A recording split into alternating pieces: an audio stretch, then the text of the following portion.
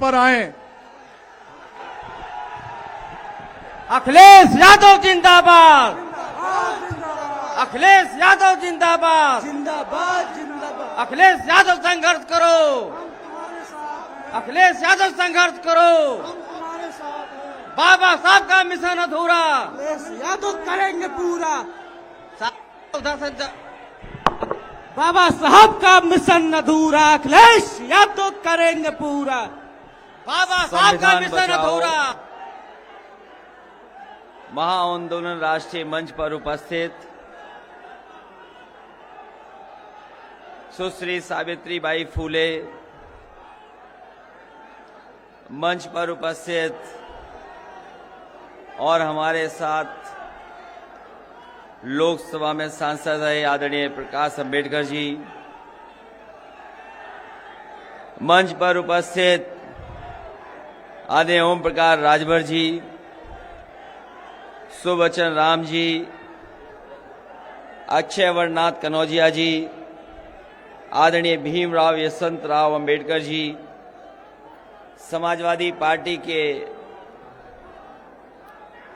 बाबा साहब अंबेडकर वाहिनी के राष्ट्रीय अध्यक्ष मिठाईलाल भारती जी, समाजवादी पार्टी के प्रदेश के अध्यक्ष नरेश उत्तम जी, मंच पर उपस्थित बीडी नकवी जी, मंच पर उपस्थित श्रीमती पल्लवी पटेल जी, हाल ही में समाजवादी पार्टी में जुड़े बहुत ही वरिष्ठ नेता, पूर्व में रहे मंत्री आदरणीय लालजी वर्मा जी, माननीय काशीराम जी की बहन आदरणीय स्वर्ण कौर जी और बड़ी संख्या में हमारे सभी नेता जो मंच पर उपस्थित हैं। आज के कार्यक्रम में बड़ी संख्या में उपस्थित आप सभी हमारे बुजुर्ग, नौजवान साथी, पत्रकार बंधुओं, मैं सबसे पहले सुश्री सावित्रीबाई फूले जी को बहुत बहुत बधाई देना चाहता हूं कि उन्होंने हम सब लोगों को इस मंच पर ला करके और मंच पर बैठा करके संकल्प लेने का काम किया है। और हम उनको भरोसा दिलाते हैं, मंच पे जितने भी साथी बैठे हैं, मैं उनकी भावनाओं से अपनी भावना जोड़ता हुआ कह रहा हूं कि जो संकल्प उन्होंने याद दिलाया है, हम समाजवादी लोग आपके संकल्प के साथ खड़े हैं। और जिस तरीके से अंबेडकरवादी आज आगे निकल करके आए संविधान को बचाने के लिए, हम समाजवादी लोग भी उनके साथ कंधे से कंधा मिला करके उनके साथ खड़े दिखाई देंगे। मैं अभी आदरणीय प्रकाश अंबेडकर जी और तमाम वक्ताओं को सुन रहा था। ये सच है कि आने वाले समय में क्या परिस्थितियां होंगी, कोई नहीं जानता। जिस तरह के लोग सत्ता में हैं आज, वो कब क्या फैसला ले लें कोई नहीं जानता। हम आप यहां बैठे हैं संविधान को बचाने के लिए। मैं इस मौके पर बधाई भी देता हूं आप सबको, संविधान दिवस की शुभकामनाएं, बधाई देता हूं मैं आपको।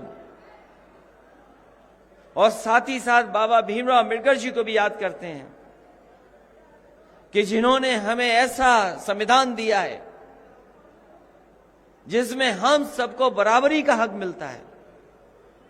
दुनिया में ऐसा व्यक्ति कहीं नहीं मिला होगा जैसा हमारे भारत को, इस धरती को बाबा भीमराव अंबेडकर जी को मिले हमें। और कहां से निकल के आए इसका अंदाजा नहीं लगाया सकता, कहां से निकल करके आए, किस समाज से निकल करके और कहां तक पहुंच गए। आज हमें गर्व है कि उन्होंने ऐसा हमें संविधान दिया जिस संविधान से हम लोग यहां पर आगे बढ़ रहे हैं। अगर आज हमें तमाम लोगों के आजादी लड़ने के समय जिन्होंने जान दी, कुर्बानी दी, देश आजाद हुआ हमारा, हमें लोकतंत्र मिला, और लोकतंत्र की अगर कोई आत्मा है तो वो हमारा संविधान आत्मा है। हमारे लोकतंत्र की आत्मा संविधान है, और अगर संविधान हट जाए तो बताओ हम लोगों का जीवन क्या होगा। इसलिए संविधान दिवस पे जब हम सब लोग इकट्ठे हुए हैं, जो लोग यहां से निकले हैं, यहीं से रास्ता बनाया दिल्ली की सरकार का। जिस समय में ओम प्रकाश राजभर जी के कार्यक्रम में मैं गया था, उस समय मैंने कहा था कि यहीं से दरवाजा खुला था भारतीय जनता पार्टी का, यहीं से सत्ता में पहुंचे हैं। इस बार उत्तर प्रदेश की जनता ने तय किया यहीं से दरवाजा बंद होगा और सत्ता से बाहर होंगे। ये चुनाव जो 22 का होने जा रहा है वो मामूली चुनाव नहीं है, ये कोई मामूली चुनाव नहीं है। हम आप सब बैठे हैं, कहीं अगर मैसेज आ जाए कि अभी राष्ट्र के नाम पे संदेश आएगा, और उस संदेश में क्या आ जाएगा किसी को नहीं पता। एक बार राष्ट्र के नाम संदेश आया, रुपया खराब हो गया, रुपया का पता ही नहीं लगा रुपया कहां चला गया। याद है कि नहीं याद है आपको? रात में संदेश आया और जब सुबह आंख खोल करके आपने देखा होगा तो बाजार में आपका रुपया नहीं चल रहा था। बताओ, जो भारत सरकार ने रुपया दिया हो वो रुपया नहीं चला। अगले सुबह हम सब लोग लाइन में लग गए। अब निशानी के रूप में हो सकता हमारे आपके घर में पड़ा हो। एक दिन फिर राष्ट्र के नाम संदेश आया, 3 काले कानून वापस हो गए जो पार्लियामेंट से वापस होने थे, वो टीवी के संदेश से वापस हो गए। इसलिए जो सब मंच पर कह रहे हैं लोग, उसको समझिए और जानिए कि कौन लोग हैं, किस रास्ते पे ले जा रहे हैं देश को। हमारे किसानों ने कितनी कुर्बानी दी, 600 से ज्यादा किसान शहीद हो गए, 600 से ज्यादा किसान शहीद हुए हैं। और किन के लिए कानून बन रहा था? वो किसानों के लिए कानून बन रहा था। कितनी बार पॉलिटिकल पार्टीज ने समझाया कि जो इन लोगों के लिए आपने कानून बनाया है वो नहीं पसंद कर रहे हैं, वो नहीं चाहते हैं, तो आप लागू क्यों कर रहे हो? तो सोचो सरकार की जिद कैसी थी। गर्मी रही हो, पानी वर्षा हो, सर्दी रही, न जाने कैसे कैसे मौसम आए, क्या क्या नहीं झेलना पड़ा उन्हें, किन किन चीजों का सामना नहीं करना पड़ा।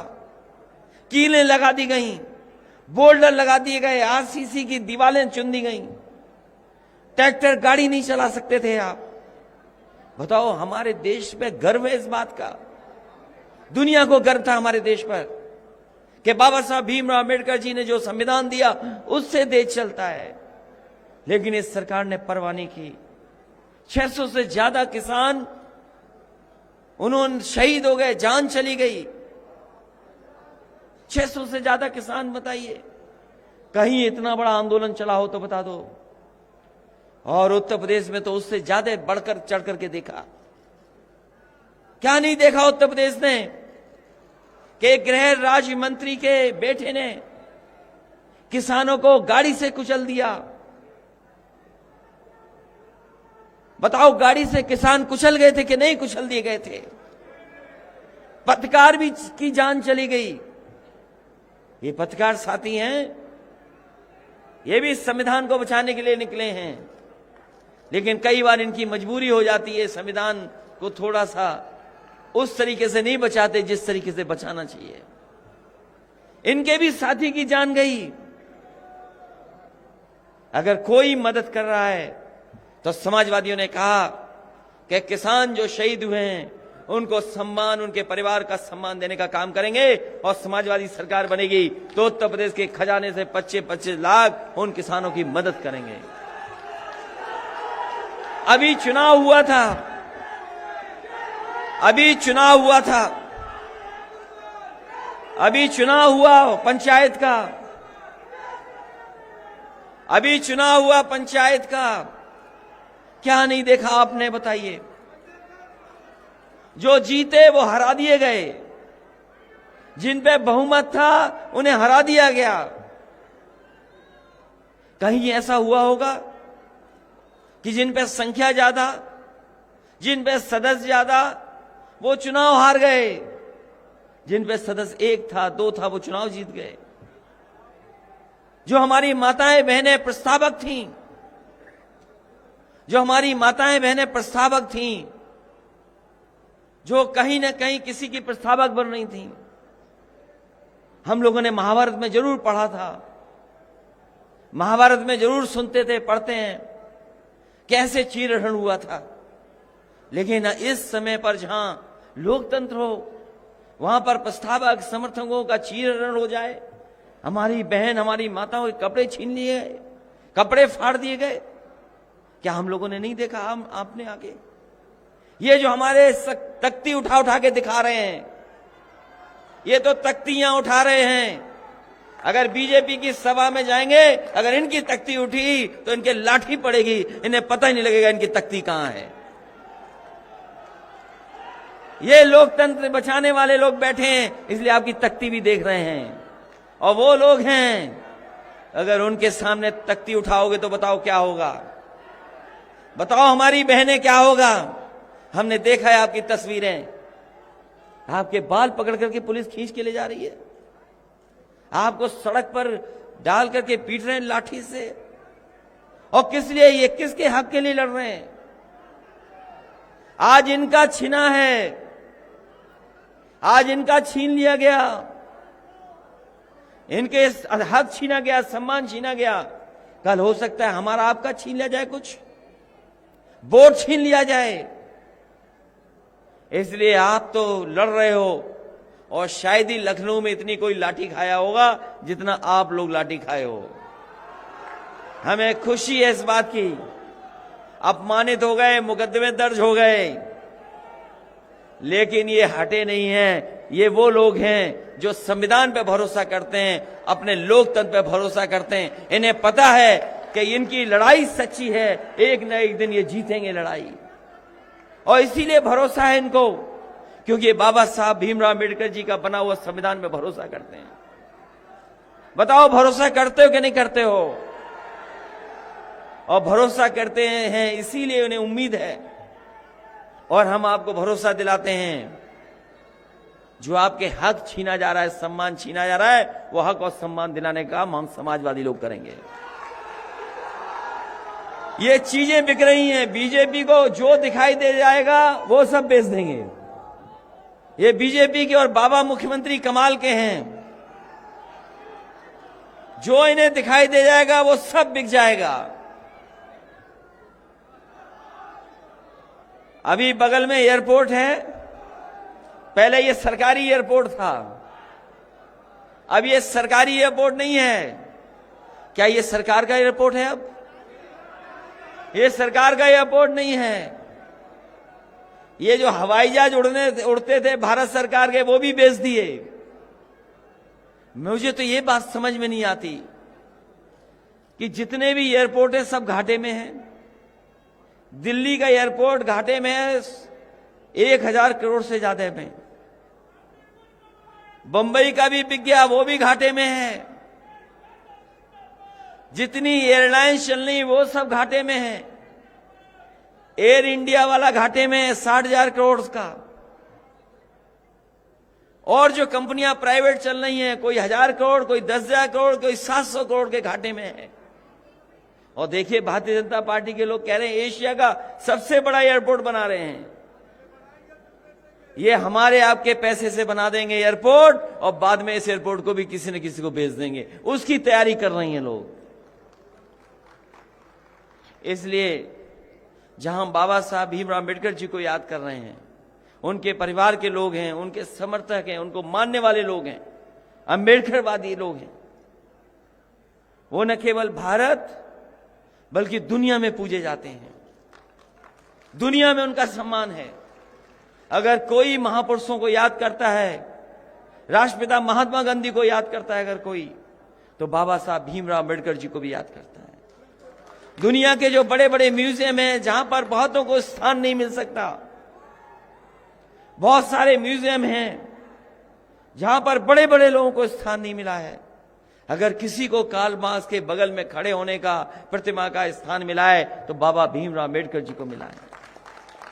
आइंस्टीन जो दुनिया का सबसे बड़ा आविष्कार साइंटिस्ट रहा, उसने भी कहा कि ऐसे विरले लोग कभी कभी धरती पे पैदा होते हैं जैसे बाबा साहब भीमराव अम्बेडकर हैं। सोचो कहां से निकल करके आए, और दुनिया में इतना भेदभाव कहीं नहीं है।